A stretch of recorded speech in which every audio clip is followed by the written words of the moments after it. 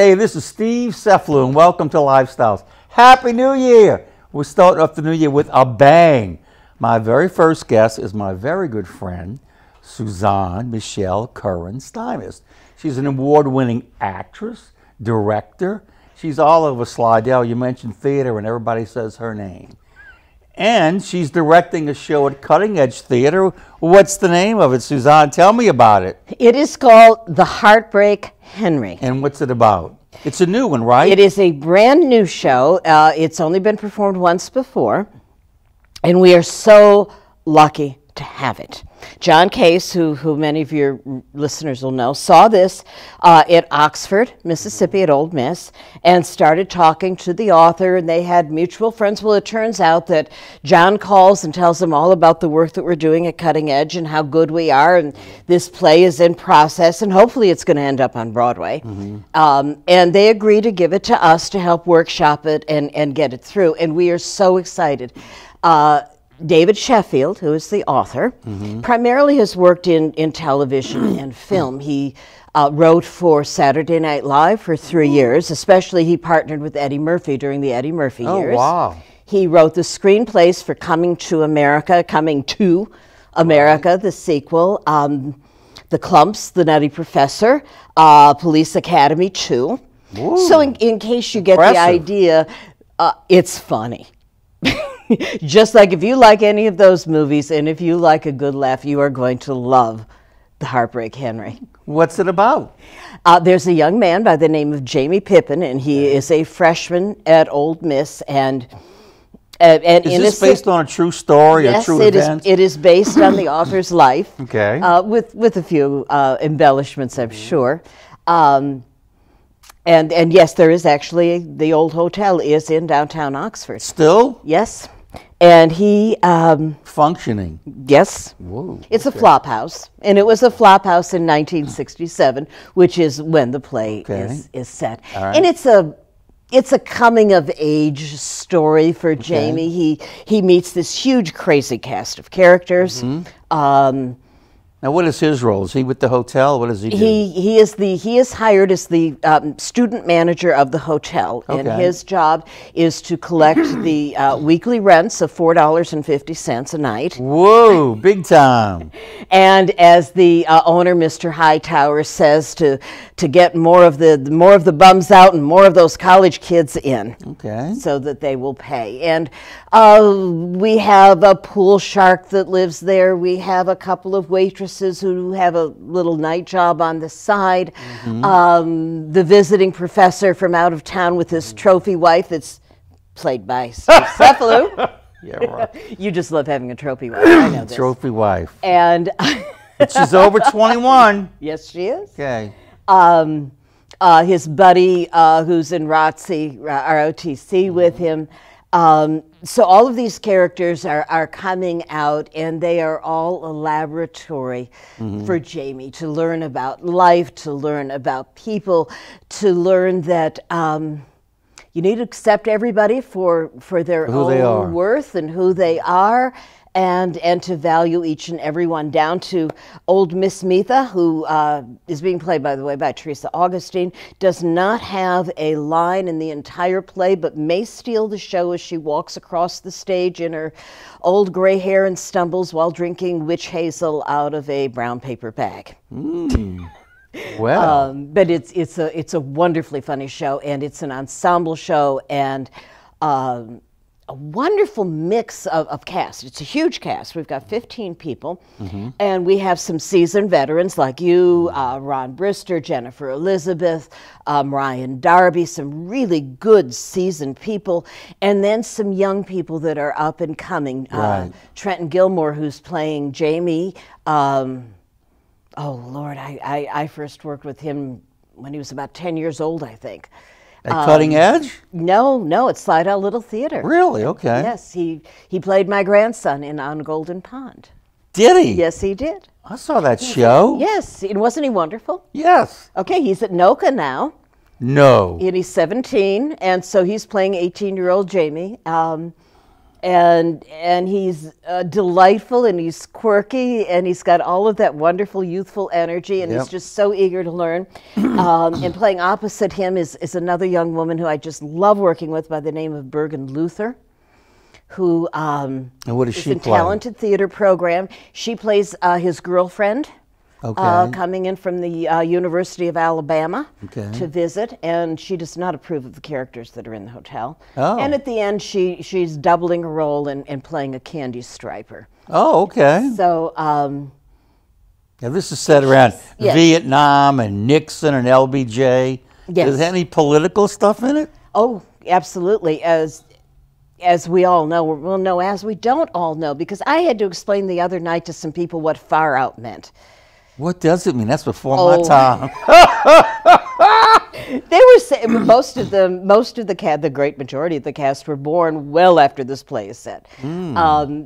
So I had to ask my assistant director what the current terms were for that. I suggested wicked and cool, and so all of those different terminology we're having to go over and kind of come up with that era.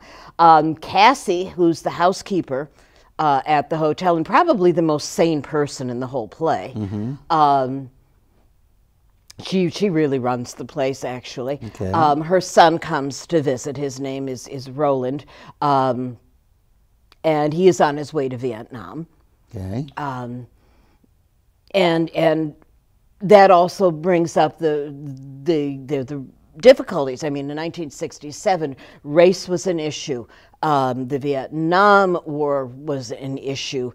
Integration was an issue. There was so much social backdrop going on behind this. And then you have this insane group of crazy characters in the middle of it, and they have a great deal of fun with it. And down that to was getting when they into a had- fist fight over whether Robert E. Lee wore pink panties or not. Then that's when they had the lottery too. Yes, they absolutely did. I was part of that lottery, so I can tell you. Oh yeah. Oh, my brother was. I was not, thank goodness. I was a Of course girl. you couldn't be. No. Yeah, that was a big thing in school. So we are opening on When? February the 11th. Okay. And we are running for 2 weekends, the 11th, 12th, and then the 18th and the 19th. No Sunday? Only if we sold out, and boy, I hope we do. What's the phone number? Where are we located? We got about 2 minutes left. Okay, we are on Robert Road. Okay. And of course, you just asked me for the phone number, and do you know that my mind just went blank? That's all right. Cutting Edge Theater, and it's THEATRE?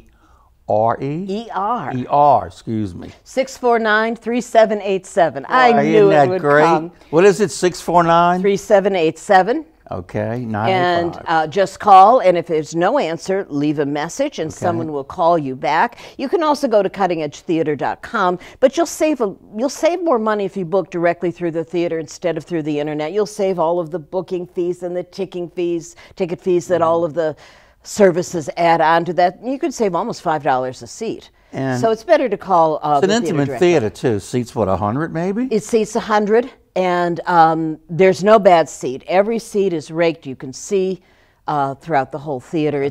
That's one of the things I like so much about working there. Yeah, you work with Brian Fontenot. We got about a minute left. I work with Brian Get everything Fontenot. in. I work with Brian Fontenot and Richard Fuentes, the two owners of the theater, and also has a nonprofit wing, which is actually sponsoring this because it is a new play. And so this is a great opportunity for local people to come out to see an absolutely funny And the whole play. cast might go to Broadway. Absolutely. Wait, and the author will be there. Playwright will be there opening Yes, David night? Sheffield is going to be there. And also there's a wonderful a foundation at the that helps promote people and things dealing with the university, dealing with Ole Miss. And they're sponsoring the show? And they are sponsoring the show. As I said, it's being done through our nonprofit wing. Is a way to encourage new works. Brian's good about expand that. it. Yes. All right, real quick. What are the dates? February 11th through February 19th. And what's the phone number, if you remember it? 985-649-3787. Showtime is? 8 p.m. What's the phone number? Tell the audience. 985-649-3787. Cutting Edge Theater. Theater.com. And the theater is ER. That is correct. Break a leg. I hope to you, be Steve. there. We'll be back with our next guest in a few minutes. And what's the number again? 649-3787. Don't forget it. Call them. We'll be back. Come on. Don't go away. Welcome back to Lifestyle. My name is Rio Oland, and I'll be filling in this segment for Steve Cephalou. I'm joined today by the Covington City Councilman at Large and the Carnival in Covington Parade Committee President, Mr. Larry Rolling.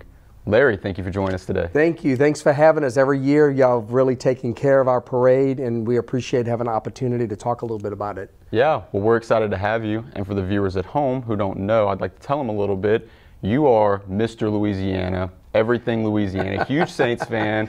Yes. Big fan of good music, good food, social gatherings. What better way to combine all that than Mardi Gras? Exactly, and we're looking forward to it. It's March 1st. It's right around the corner, and we are full-fledged ahead going forward. You know, we missed last year, and unfortunately, with the COVID situation last year, we had to cancel that parade. So we just look. Everything is in gear right now. We're moving straight ahead, and now it's the opportunity for the public to get involved. Either attend the parade on March 1st. It starts at 10 o'clock, or they can ride as a participant. Ride a float, have a great time. We supply the floats, etc. Our website will have more information on that. Or if you're a band or a marching group, would love to have you participate in the parade. So we're just really excited. And for more information on that, you said the website. Is that Carnival in Covington? CarnivalInCovington.com. And remember, our parade name is Carnival in Covington Parade. So several years ago, the Lions Club Parade paraded in the downtown area of Covington. They've been around 60 years, and we partnered with them to help them out in that parade. So since then, they're gonna have their parade. It should be the same day, but our parade is the Carnival in Covington Parade. Great. And for people who are looking forward to that, they were looking forward to it last year, but it got canceled. What are some things that they can look forward to for this year that maybe we're bringing back from last year? Yes, thank you very much, because we were all set to roll last year, and obviously COVID played the part in that. And our Grand Marshal for last year was going to be our North Shore Medical Heroes. We're going to have a float and a representative from Slidell Memorial, Lakeview, St. Tammany Parish Hospital, and also Oshner. We're going to select someone from their hospital to represent the hospital as a medical hero because of COVID, right, going through rapidly and all the help, and they're the frontliners. We wanted to honor them as our Grand Marshal. Obviously, that was canceled. Now, we're looking at 2022, so we decided to bring them back as our honorary Grand Marshal. So we'll have a representative from each hospital. You need to come out and see them. You need to come out and cheer for them. But also, we will have our Grand Marshal this year. Her name is Haley Arsenault. If anybody remembers the little space expedition called the Inspiration 4, that I think it was in September of 2021. She was the youngest woman to go up into space, and she's a cancer survivor, and she's going to be our Grand Marshal. So she'll be up there on a Grand Marshal's float. The city of Covington will honor her. The North Shore will honor her. So if you can get into the streets and honor her, it's just going to be a great deal. So her parents live in Mandeville, so she's local. She currently works, I think, with the St. Jude Hospital out of Tennessee as a medical assistant. So we are just so happy to have her. She's just an awesome person. Yeah, wonderful. So for people who are going to be attending, they can look forward to seeing representatives from the local hospitals. They can look forward to seeing Haley as the Grand Marshal. What about things that are going on maybe after? We had talked a little bit about... Thanks for mentioning that. If you're familiar with coming to the parade, after the parade we have a post-parade party, and it's at the Covington Trailhead in the center of downtown, and we're going to have Soul Revival as our music guest this year, which is very well known locally. They are awesome.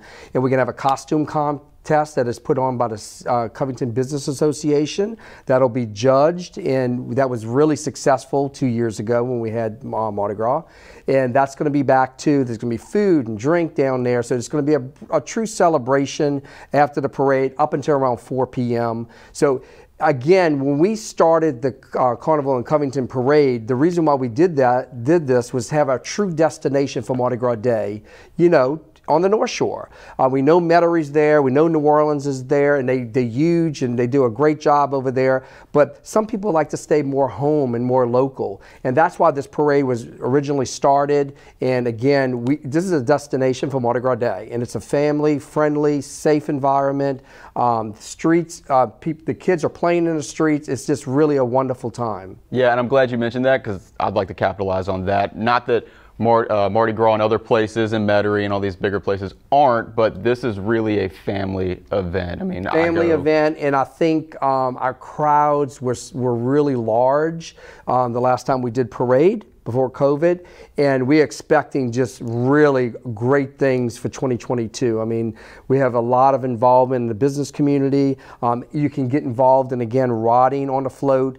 Just go to our carnivalandcovington.com website. All the information is on there. The prices are on there. We supply everything. You just come on the float and you just bring your throws, and you have a wonderful time that day. So we are just thrilled. We're thrilled to move forward to have Mardi Gras because I know the community, the residents are ready for this, and it goes, our traditional route is just the downtown area, like other parades do during the Mardi Gras season, so people should be familiar with that. Now, if you want to ride a float that's already been, like you said, it's sponsored, it's provided, they can do that. What if they have their own group that they'd like to walk with, or maybe they have their own float? Are there things they can do? They can do that, and everything is on the website. If you have your own float that you used to maybe participate in, even in another parade, we could offer you to come into our parade, and there is a slight fee to do that, and everything is on the website. But yes, you can. I appreciate you mentioning that. But again, we do supply the traditional Mardi Gras floats. They all decorated. They have a restroom on there if you need it. You just bring yourself and your throws, and you want to, the only thing we require is that you dress Mardi Gras colors or your float theme, say. But yes, you can bring your own float into the parade. Can you tell me a little bit about the theme overall for the Carnival and Covington Parade? Yes, the theme this year is Wish Upon a Star, and again, because Haley went to space, it was perfect, and also to honor our North Shore medical heroes. It's so important because they're all stars. I mean, without them, who knows where we would be at, because they work hard every single day, and we wanted to honor them, and we're so glad we can this year. Yeah, and there's going to be a lot of people out there in the community who like to come to the parades as spectators, obviously, but having missed it last year are really, they really want to see it go through this year. If there's ways they want to get involved and maybe donate or participate in that way, they can do that on the website as well. They can do that on a website. We have community partners that you can be a business that wants to be involved in the parade. There's information on that. Also, we're looking for volunteers. If you want to just say, I want to be festive that day and maybe I don't want to ride, but I want to help out, definitely email us, call us. Everything is on the website. Again, we are so glad to have this opportunity to move forward to parade for 2022. Yeah, so it's coming up. It's March 1st. It's at 10 a.m. 10 a.m. We've got the party afterwards that's going until 4. Soul Revival. And everybody Revival. loves Soul Revival, so they are excellent. And they can stay up to date with all this, obviously, carnivalandcovington.com, and you have a Facebook page, Carnival and Covington Parade, on the Facebook page. Yeah, that's correct. You'll keep them up to date. Yes. And is there anything else that we could cover that we missed? I think that's it. You did a great job by prompting me to cover it. And again, we just want the public to participate anyway, to be in a rider or just participate volunteering or just be on that route to really honor Haley and the North Shore medical heroes. So we're really excited, and I want to thank you again. Y'all awesome to us, and again, thank you, and come out to the parade. Yeah, thank you for joining us, and thank you for tuning in. We'll see you again next time.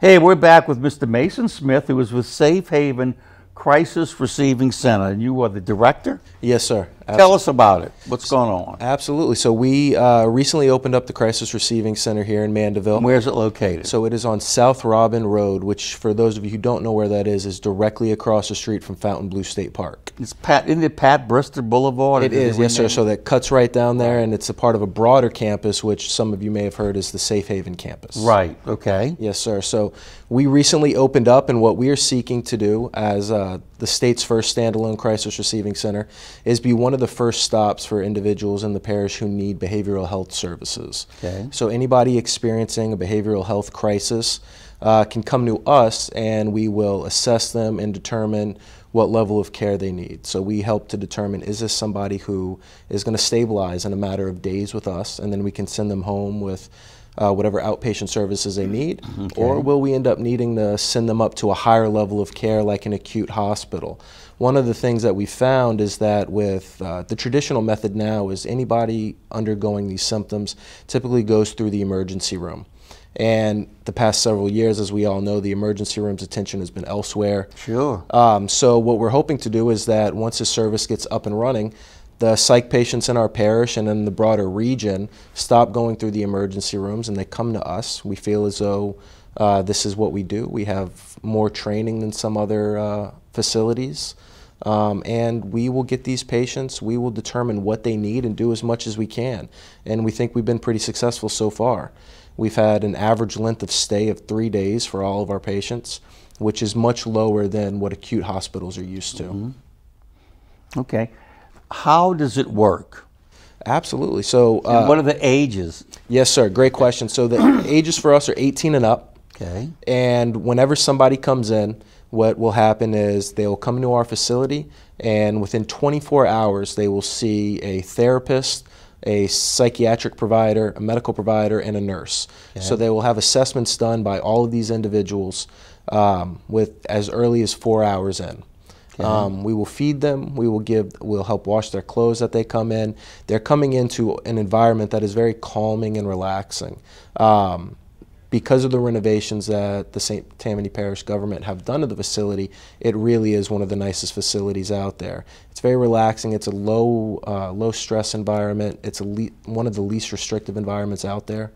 So patients can come in and at the very least get a little bit of respite while we help get them maybe started on medication should they need them, address some of their concerns. They can meet with our therapist as often as they like, see our doctor, and adjust anything that needs adjusting.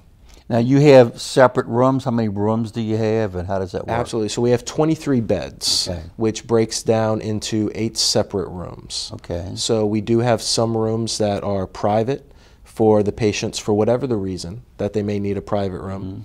And then we have some rooms with multiple beds in them. Okay. So we can take male and female.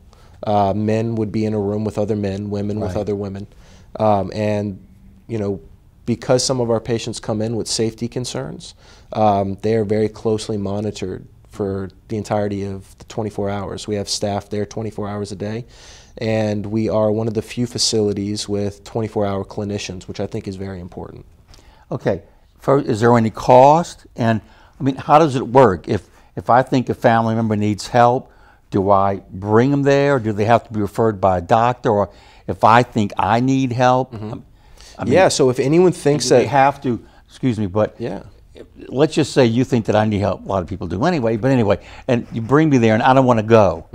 How do you deal with that kind of thing? Great All right. question. So there's a few ways we can go around it. We do accept insurance, so for most patients, cost shouldn't be an issue. Okay. And if we do have a patient who comes in without insurance, we can always hope to start that process and apply them.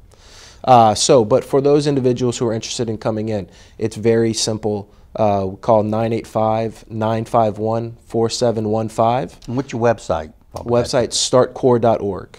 Spell it, please. startcorp.org. Okay. So if somebody, a prospective patient, prospective client is interested, they call that phone number, ask to either speak with the nurse or clinician on duty, and just tell us what's going on. And we can very quickly tell you if we think we're the right place for you. And then they can report to us, they can come in, sign themselves in, agree to let us observe them for a few days. And we can start the process. Now, for those patients who may not be willing to sign in, Correct. there are a few different ways that family members or friends can help out their loved ones. They can do what's called an order of protective custody through the coroner's office. And if you have a family member who has maybe they're suicidal, maybe they have some symptoms that are overtaking their lives, you can call the coroner's office and start this process. And the staff over there have been fantastic at this. They speak with the family. They send out the order of protective custody, the OPC, and then somebody goes to the home to pick up the patient and they bring them to us. Okay. Now what that means is that once they arrive at our facility, we have 12 hours to assess them and determine, does this patient need to be held here involuntarily, or can they sign themselves in, or are we going to send them home? So that's one way.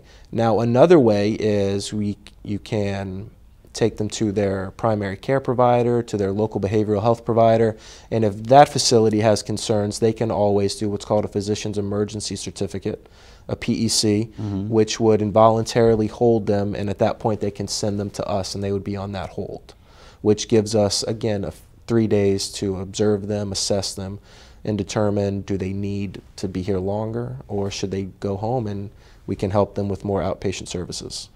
So it's mostly mental. Is it drug related or anything? So we can have patients in there with some substance abuse issues. Okay. Now, whenever it comes to that, between substances, we have a few differences. Okay. With alcohol and benzodiazepines, sometimes we get into more of what's called a medical detox model. So that patient may need actual medical services at that point. But for the most part, as long as that patient is stable, relatively healthy, we can get them in, and should issues arise, we can certainly refer them up the chain. What is the longest anyone's ever stayed? You can go longer than 3 days. You can't go longer. It just depends on the situation. Absolutely. It entirely depends upon what's going on with you, what's going on with the patient. Our license allows us to keep somebody for up to 7 days. Okay. Now, we have yet to keep somebody that long. If we think somebody is going to need that length of stay, we do think that they probably need more of an intensive service than we provide. So we would look to send them up to some of the facilities in the area that are doing more acute psychiatric services. And those facilities can keep patients for a little longer than that, should they need. So if they have a problem, a substance abuse problem, you would deal with them for a few days and then send them to some other place that could be more specific. Absolutely. We may have a patient who comes in who's been using some substances, and we find out within the first day that this patient may have been using more substances than they let us on to. So we would send them up to a facility that could do a medical detox. And then from there, that patient would be detoxed, and then they would have the option to maybe go to an inpatient rehab or to go to an intensive outpatient services. So we really see ourselves as the first stop on the continuum of care. Is the family involved in the recovery process? So the family is as involved as the patient will let them. Oh. Since we only have adults coming in, they dictate who they want involved in their treatment. So sometimes that means that they are very open to the entire family helping out, but sometimes it does mean that they don't want their family to know and they don't want us to disclose any information. So they have come in on their own. So even with the patients who are coming in involuntarily, right? We speak with whoever they will let us to speak with, because we want that feedback. Okay. We want to get as much information as possible and kind of get the full rounded attempt at what's going on.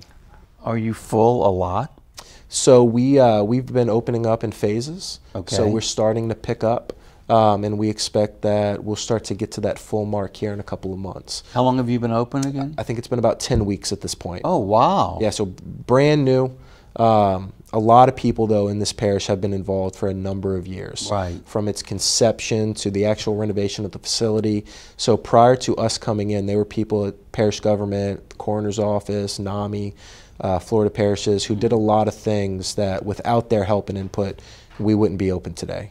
Now, if I have someone I think needs to go, I can call you 24 hours a day? Absolutely. Or is there a limit to when you could bring somebody in? There is no limit. You can So call I could bring us. somebody at 3 a.m.? You could, absolutely. If you have a concern, you could call us at 2 a.m., tell us what's going on, and you can have that person there by 3 a.m., 2:15 a.m., whenever.